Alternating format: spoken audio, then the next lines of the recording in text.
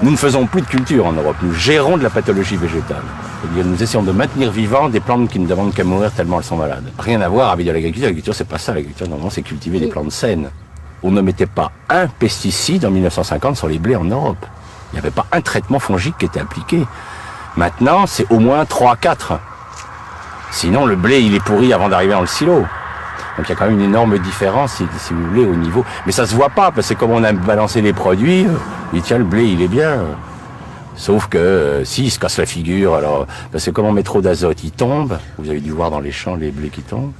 Alors on met des hormones pour raccourcir les tiges, c'est pour ça que les blés sont bien plus bas qu'autrefois. Autrefois les blés faisaient 1,50 m.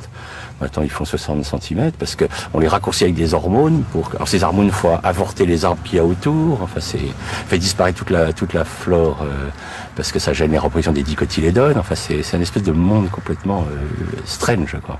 Mais les gens le savent pas donc. Devant les champs. Autrefois les champs c'était plein de coquelicots, c'était il y avait plein d'autres espèces. Il y avait une biodiversité dans un pays comme la Hollande a déjà perdu 75% de toute sa flore. Il y a une des flores les plus pauvres de la planète, la Hollande. Mais c'est intensifié au niveau agricole de façon incroyable. Tu l'as vu ton sol? Non? Ah, tu vas voir, c'est impressionnant. Hein, regarde-le. Qui va peut-être venir, mais... Ah non, on n'a pas été entendu, puisqu'on est avec Lydia, on a quitté l'INRA. On s'est mis à notre compte. Puisque quand on a commencé à montrer que les sols mouraient biologiquement, on nous a demandé de nous taire. Donc on a quitté l'Institut et on s'est mis à notre compte parce que on estimait que notre devoir de scientifique, c'était quand même d'alerter le monde agricole que la voie qui était choisie n'était pas la bonne ne permettrait pas de faire une agriculture pérenne. Il ne peut y avoir d'agriculture pérenne que si on est sur des sols vivants. Hein.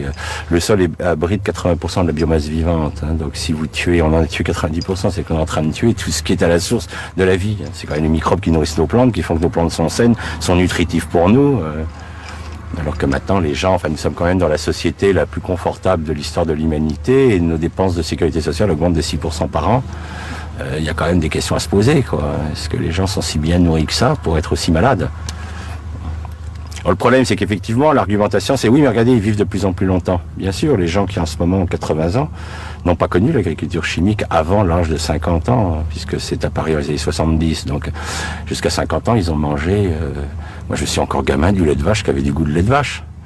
Ça avait vraiment le goût de lait de vache, c'est pas le lait de maintenant. Donc c'est tellement récent dans l'histoire de l'humanité qu'on ne connaîtra les résultats réels et on s'inquiète puisque vous prenez la population d'enfants à l'heure actuelle en Europe, 17% des enfants sont obèses, donc on est en droit de se poser des questions sur cette qualité alimentaire. Le sol, c'est une vraie éponge. Donc, si je le gère mal, il est compact, il est serré, il se referme.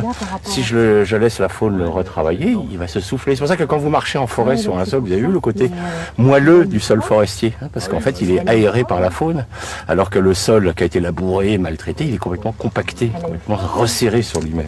Alors, quand il va pleuvoir sur un sol resserré, l'eau va pas pouvoir rentrer, puis c'est l'érosion. Mais c'est plus facile d'accuser la pluie d'être responsable de l'érosion, des inondations, que de dire que c'est un système agricole qui a provoqué, hein, puisque les inondations que nous avons en ce moment, hein, depuis 20 ans, nous traversons les années les plus sèches depuis 3000 ans dans l'histoire de l'Europe, et jamais il y a eu autant d'inondations. C'est-à-dire qu'on a inventé, avec l'agriculture intensive, les inondations en période sèche, ce qui est très fort, quoi. Et les écologistes, à l'heure actuelle, se posent la question de savoir à quel moment c'est l'humanité qui commencera à s'écrouler. C'est-à-dire pour le moment, on a détruit 90% de notre biodiversité en Europe, ça va encore pour nous. Donc les écologistes disent est-ce que c'est à 95% que le système va lâcher? Est-ce que c'est... On ne sait pas. La catastrophe du Crétacé est ridicule en comparaison de ce qui se passe en ce moment. Mais ça meurt, puis les gens attendent, disent peut-être qu'un jour on va voir quand ça va péter, quoi.